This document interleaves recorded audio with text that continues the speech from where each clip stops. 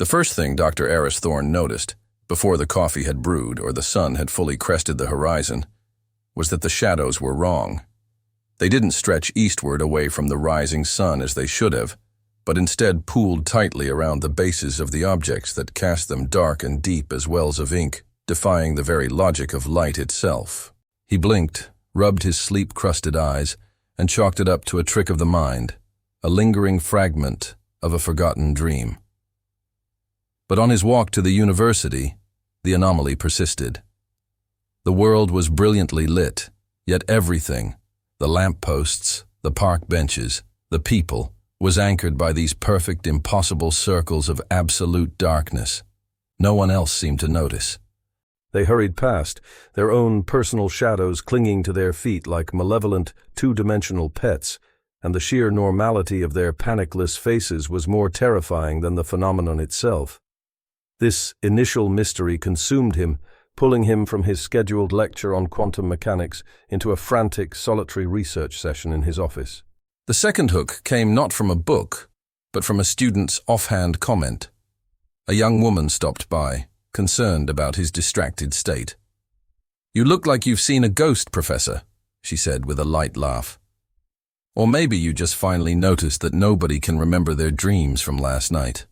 Weird, right? My whole dorm's talking about it." Her words struck Aris like a physical blow. He focused inward, and she was right. His own mind, usually a vault of vivid, strange dreamscapes, was a perfect, smooth blank from the moment he fell asleep to the moment he awoke. It wasn't a forgotten memory, it was a void. The two anomalies had to be connected, the physical defiance of light and the universal theft of dreams. What force could possibly alter reality on both a physical and a metaphysical level simultaneously? The third hook was a sound, or more accurately, the lack of one. Late in the afternoon, straining to hear a distant siren, Aris realized the city's audio landscape had flattened. The usual layered symphony of life, the rumble of a plane overhead, the far-off shout of a street vendor, the hum of the HVAC system, was gone. All that remained were sounds originating within a 100-meter radius. Everything beyond that was muffled into a dense, unnerving silence, as if the world beyond was being slowly erased, pixel by pixel. He rushed to the window. Cars moved, people walked, but they did so in an eerie, localized bubble of sound, beyond which lay a dead, silent wall. The rules of the universe weren't just bending, they were unraveling, and he seemed to be the only one witnessing the collapse.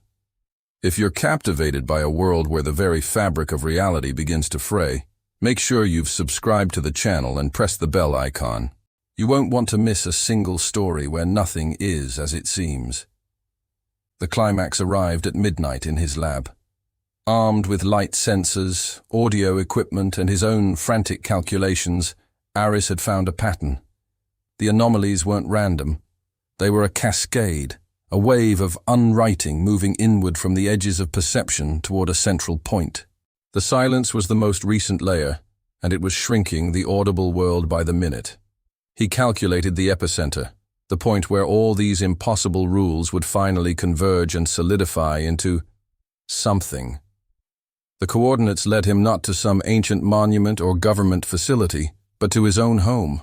His heart hammering against his ribs, he threw open his front door to find the epicenter of the global unraveling sitting at his kitchen table. It was his wife, Lena, her face pale and streaked with tears, her hands wrapped around a mug of cold tea. And she was glowing with a soft, internal light. "I'm so sorry, Aris," she whispered, her voice the only clear sound in the suffocating silence that now filled the house. "I tried to hold it in. I tried so hard." The final twist redefined everything. This wasn't an invasion or a cosmological event. Lena, his kind, gentle Lena, was a reality weaver, a living conduit for the collective unconscious, for dreams. The nightmares of the world had become too much, a seething torrent of fear and anguish she could no longer filter.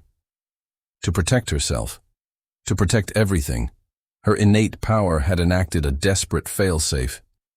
It had begun to systematically sever the threads of human perception. It started by altering fundamental physics, then erased the source of the pain, the dreams themselves, and was now building a silent sensory wall to permanently isolate humanity from the vast, terrifying wonder of the true reality that lay just beyond their limited senses. The shadows, the dreamlessness, the silence. It was all a quarantine. A loving, terrible act of protection, performed by the one person he loved most.